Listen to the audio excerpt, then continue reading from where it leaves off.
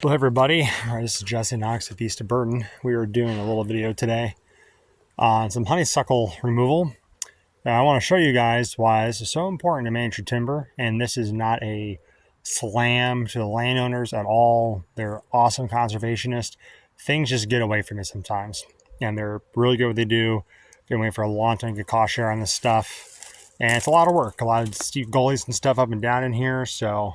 But for people that are ignorant and choose not to manage their timber, while these folks have chosen to manage their timber over the years, I want to point out why this is so bad. And some people that are more deer hunting oriented might be like, well, that's a good deer cover.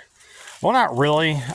So here's some cut honeysuckle here. I'll show you one of the main ones growing, this main stem right here. It's really hard to show you a really good picture of one because they're so grown together, but you can kind of see here this bushier plant, and the same just sprawls out, and it's just a sunlight eating machine. And look underneath here, I mean, pretty much you have baby honeysuckles coming up, a few ferns that are just barely growing, and mostly moss and bare dirt. This is not ideal deer habitat or wildlife habitat, period. It's just a honeysuckle infestation. So I'm gonna show you what we've been working on. We've been working on 3 days for a few acres because it's so thick. This has all been cut down. I'm going to show you my steel brush header here. It is the Steel FS 561C 8-inch blade. It's the biggest one they make. And I'm just using 50/50 Roundup as a cut stump application. And it's a machine, man. It just, like, that one guy behind it just cut it right down. So it was quite the investment, but it's paying off right now. But you know, I was trying to do this foliar, and you had so many that were over your head. Well, like that one, look below this dead branch right there, and this one over here. It's a real bugger. So foliar wasn't doable. So pretty much, I want to kind of go over some strategies how you can manage honeysuckle. If it's waist high and below, a backpack sprayer is your best bet. And my headphones keep going in and out, so I really hope you can hear me right now. Anyway. So please back in my ear and hopefully it'll stop making that noise. So if it gets out of control, like this particular project, this project's a little different, but I would go in, get your forester or biologist involved and get multiple applications of, you have your heavy brush management under EQIP, sign up for to do this heavy cutting, treat as many stumps as you can. There is hundreds of baby ones. So those ones are, do the best you can to spray those. I'm hitting as much as I can, but you're going to lose some just because of how much foliage and how much junk is covering up these little stems. But I would do at least 2 to 3 applications under one EQIP contract if you can. So I would do heavy or very heavy mechanical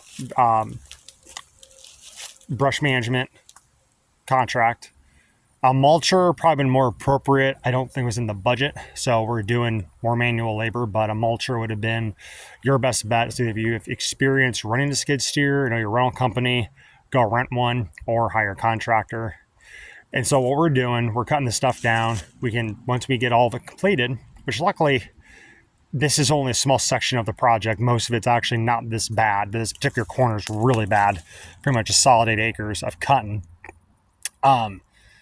Anyway, I would turn in that particular assignment and then go to the next one, wait for some resprouts. But also what I would do, and I don't know if these landowners are comfortable, after the mulching, or in this case, the cut, the dropping, what we're doing right now, I'd wait a few months. Like we're doing this in July, early July. And I would come back in and like next spring, after the stuff is dried down, and light a fire through here. And you're going to kill a lot of the baby ones coming up, and any stumps that are being stubborn, that you can finish them off a fire. But also, I think the fire will help make this easier to walk through. But also, I want you to look at the big oak trees up here. There's not very many baby oaks, so if running a fire through here, you will definitely encourage that acorn germination. But also, more importantly, we're just trying to get this foliage to break down, the branches to break down, these stems to burn up, so you can walk easier through here with a backpack sprayer. After that burn, I would come back in, gosh, probably late April to early June is when I'm pretty comfortable spraying honeysuckle. They leaf out earlier than the last ones to drop their leaves in the fall. And you can use whatever chemical. We were using Escort earlier, I think ascochyr would be fine, especially when it starts to flower. It's very potent, but it can be used anytime when those flowers are gone. But during the flowering period is really good. You can use Pasture Guard or Triclopyr 3A or Elemental 3A, excuse me, or Triclopyr 3. You can use crossbow, but you have 2,4-D element in there, so you gotta be careful if you're trying to encourage, better timber. You're gonna lose quite a bit of your forbs and baby oak trees. By this kind of infestation, you just might have to. You may have to do that. I don't recommend doing 2,4-D root. Let me show you how weak these. That's the root system right there. Anyway, so. Or you can wait in the fall, make sure as much as possible, and a lot of your forbs and oaks are going dormant. You could just do 3 to 5% Roundup in the backpack spray application if you want to do that too. But I would sign up as many follow-up sprayings as possible. I'd ask for a burn in that as well, so that way you can get cost share to help burn that off. But even if you don't get cost share, that's what I would do if you're really like, oh, I'm sick and tired of this stuff, it's choking out my timber. Well, you could do something like that. So if you're in a medium to light to me, light would be like 2 to 5 per acre. Like the other side of this farm, there's barely any honeysuckle at all. I'm pretty much scouting, looking for all kinds of invasive species, but there's very minimal, thank God.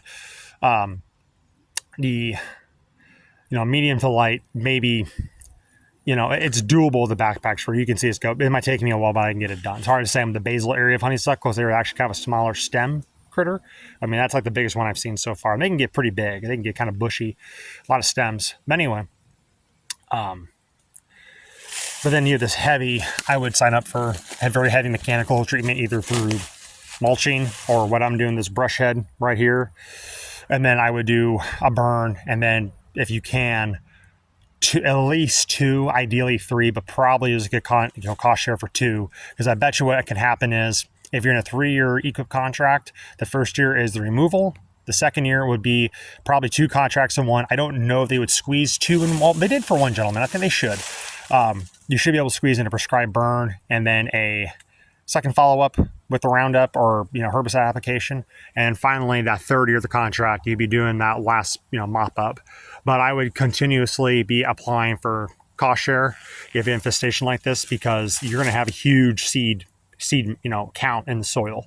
It's just going to be a constant battle with honeysuckle till you get a good fire regime going on and herbicide regiment going on that you can finally be comfortable. Then you're spraying like a couple per acre instead of 1,000. So, but that's what we've done so far down this hillside, and I have this drainage just due yet. So I'm trying to get the heavy cutting done before bow season so I don't disturb the neighbors.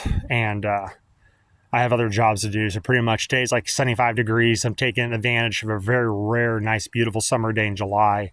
And then we have to bounce back and forth. The hot days, we're going on the open prairie to go spray different areas. And then cooler days will come back in here. Or days that it's raining too much and we can't spray foliar, we'll just bucket up and come in here and start cutting again. I will say it's about 10 degrees warmer in the timber than it is out in the open because there's no wind flow. But tell you what, if you want to crank the AC up in this place, just keep on cutting. As you drop more honeysuckle, you'll notice more of a breeze coming through. So, and those are my thoughts on how to manage and remove honeysuckle. It's a lot of work, but that's why it's really important to get on top of it. Luckily, my farm, it's just started showing up in my place, so I'm able to stay on top of it. But there's a couple pockets I really got to get back in there with Roundup or Escort and just lay the hammer on before it gets out of control. So, hope you find this helpful. And if you have any more questions, please reach out to your, either me or your private lands biologist or state forester or a private forester that help you assist you further. Thanks a lot for watching.